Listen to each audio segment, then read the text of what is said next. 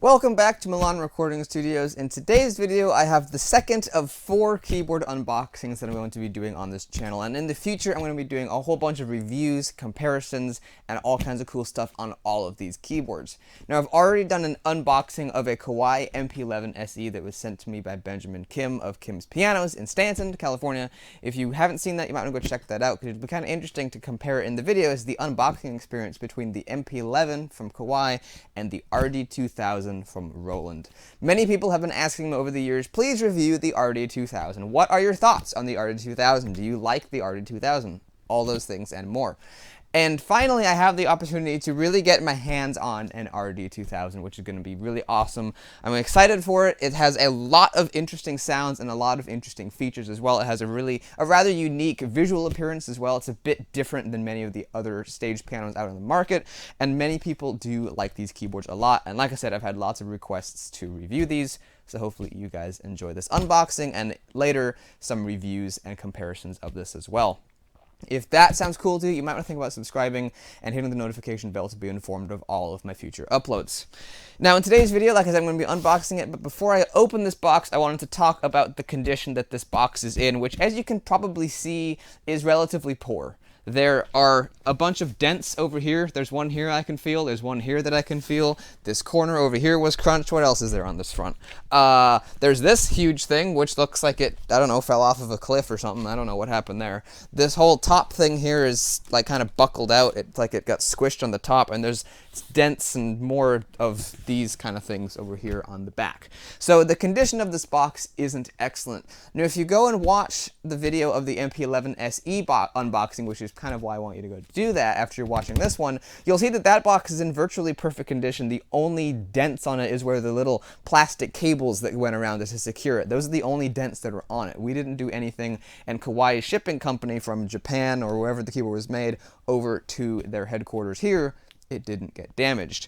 This, however, probably also didn't get damaged from shipping it to Roland's place of manufacture over to our shores, but once UPS or FedEx or whoever shipped it around here got their hands on it, I'm willing to bet that all of this happened then. There's also this really weird stuff on the top. It's like, I don't know, graphite powder or something, and if you rub your fingers on it, they get really dirty. I don't know what that is. I don't know what that's from, but it's really weird, and the MP11 SE didn't have any of that on it either. So the unboxing experience and the box itself isn't in very good condition, and that's why if you're buying equipment, you should probably do your best to pick it up at the place where it's being sold, whether that's a private party or a retailer store, because shipping companies, they like to destroy stuff. I don't know why, but they do. They really do. And if you're shipping something, try not to use a shipping company, because it probably won't go over very well. If you've had any bad experiences with shipping companies, let me know down in the comments, because horror stories are always fun to read. So let's unbox this guy. One thing that's kind of weird about this is that it says right up here on the top, please open this side. So on the MP11 SE, there were, like a normal box, there were two flaps on the flat side of the box, and you open those up, and then the keyboard's laying right there. With this one, it seems like you open this side, and then the keyboard's going to be laying vertically, maybe the keys first, maybe the back of it first, and then you have to pull it out of the box, which is kind of weird. So that's something kind of odd that I noticed about the unboxing experience so far.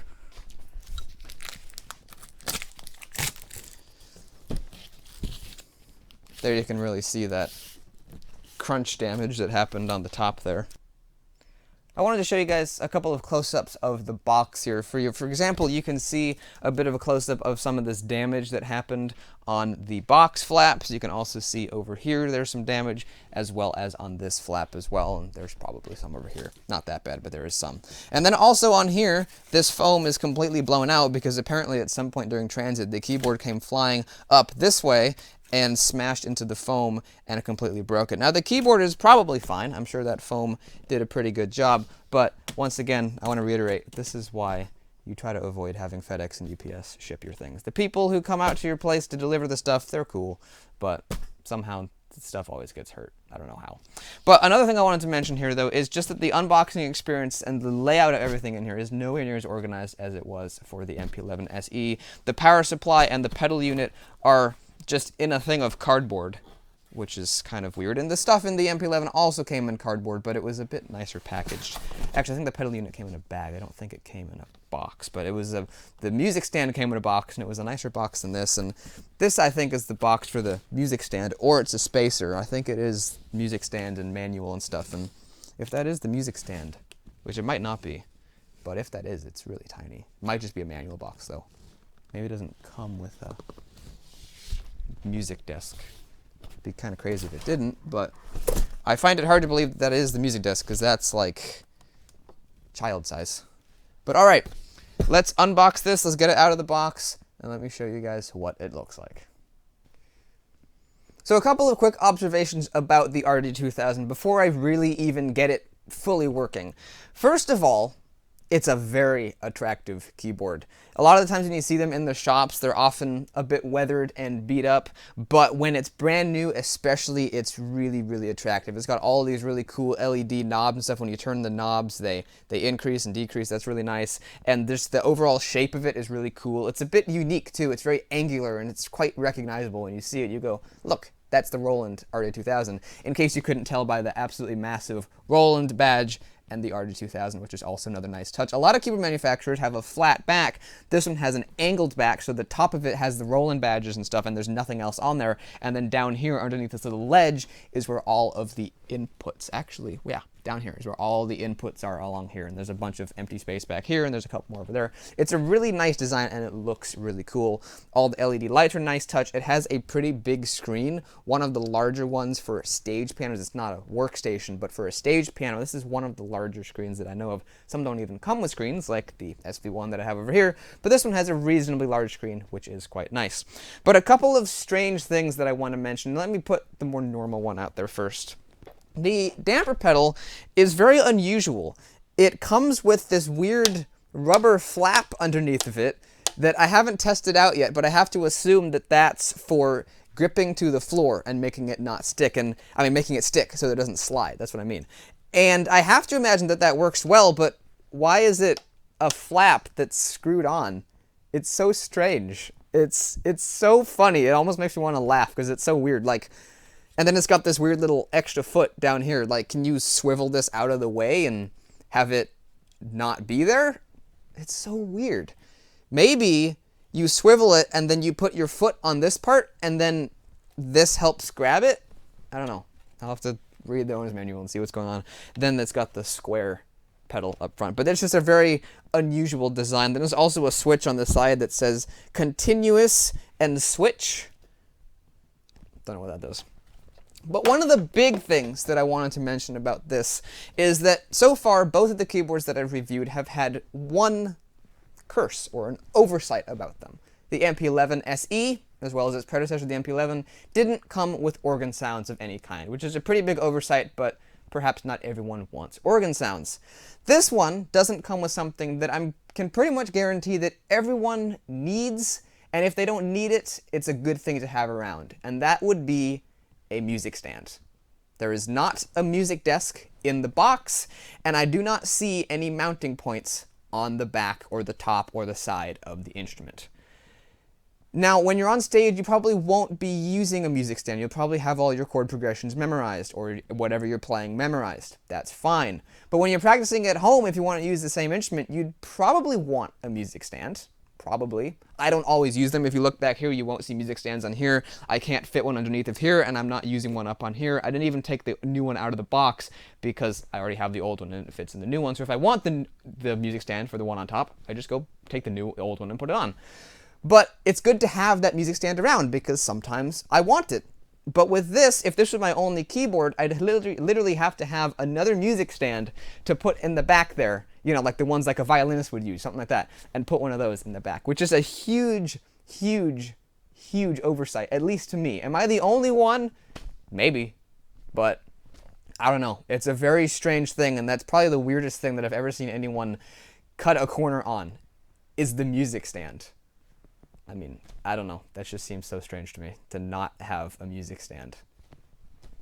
very, very weird. But other than that, so far I'm liking the RD-2000. Now I've talked about the visual appearance of it, but let me plug it in, fire it up, well it's already on, but let me get it working and plug it into an amp so that you guys can hear what it sounds like, and I can give you a very basic run through. Now, there will be a more detailed review of it in the future, but this will just be a very quick demo of it just to give you guys a little taste of what's to come. So here's a bit of a different layout and view of the RD-2000. And as you can see, it looks really cool. You've got all of these LEDs over here, and you've got these LED knobs that have a lot of control. You turn the knob a lot, and it doesn't actually move all that much, which is kind of nice because that means that you're going to have a lot of control over what all of these parameters change. You got feedback type for tremolo and depth and rate and drive, all kinds of cool stuff. The drives for the amp sim thing. But it's really cool that you've got all of these knobs that are really well lit so that if you're in a dark environment you can still see. For example, the master volume, even though it doesn't have a little ring around it that changes as you move the knob, it does have a red ring around it so that you'll be able to know where it is. These faders also all have adjustable LEDs around them that show you how far up you have it set, which is a really nice touch. And these big buttons over here are a really easy way to navigate through the different sounds. They're big, they're fat, they're rubbery, they're easy to hit, and it's just a very easy and intuitive way of navigating the sounds. Once you have selected a category, you then use this wheel to go through and select what sound you want. And there's a lot of sounds on this keyboard. I think there's like 1,100 or something along this range. Even in the concert piano sound alone, there are 27 different sounds for the concert piano. Then you got the studio piano category. Then you got the vintage EP, modern EPs, and those are just all pianos. Then you've got clavinet and other miscellaneous things, organs, strings, pads, bass, and other, which is a huge, just a huge bag of all kinds of mixed instruments. It's really fun. So that is a bit of a layout of the RD-2000. Now, two things that I wanted to mention about this keyboard is that, first of all, when you're in a store, a lot of the times, for some reason, the speakers just don't do the instrument justice. Because I was at a store one time and I was playing one of these before I got it for this video, and I was like, you know, the RD-2000 isn't really all that great. But here in the studio, it sounds much better than it did when I was at the store. The piano sounds more real. All of the other sounds sound a lot better. And I've experienced this time and time and time again.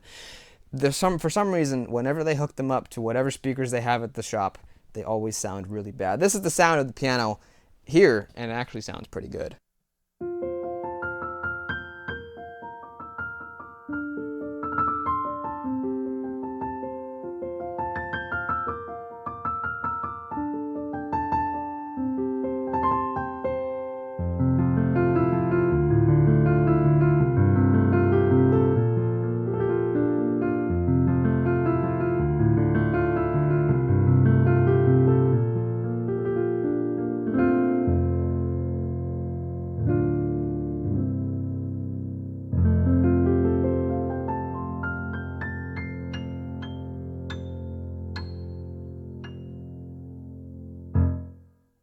So that to me sounds a lot better than it did when I was at the store. Just something to do with the speakers that they use always sound really bad. What I'm using is a Roland KC350. It's very fitting because this is a Roland keyboard. This is what I always use for my instruments here at the studio, my keyboards and stuff. But the Roland KC350... The Roland KC350 is a pretty good amp. They use the 400 now. That's the newer version of the 350, and that also is a pretty good amp. I've used it before, and it sounds pretty nice. Another thing I wanted to mention about this keyboard is that, again, when I was at the store, I wasn't very impressed by the action. When I was at the store trying it out, I thought that at the time that the action felt light and cheap and not very good. But here, I feel that the action actually feels quite nice. It has a heavy, heavy, substantial feel to it, and it feels very, very nice. They are wooden keys, as you can see there, and so that's a nice touch, and it overall feels very, very nice. Perhaps they don't wear very well, though. That might be why they didn't feel very good at the store, but right here, right now, brand new, it feels very nice, and I really enjoy the feel of this keyboard. But as I said, there's lots and lots of different sounds in here, and in the more in-depth review, I will go through and try out all these different cool sounds, like the organs. I will try out all of those, the vintage EPs and stuff like that. I will try those out as well.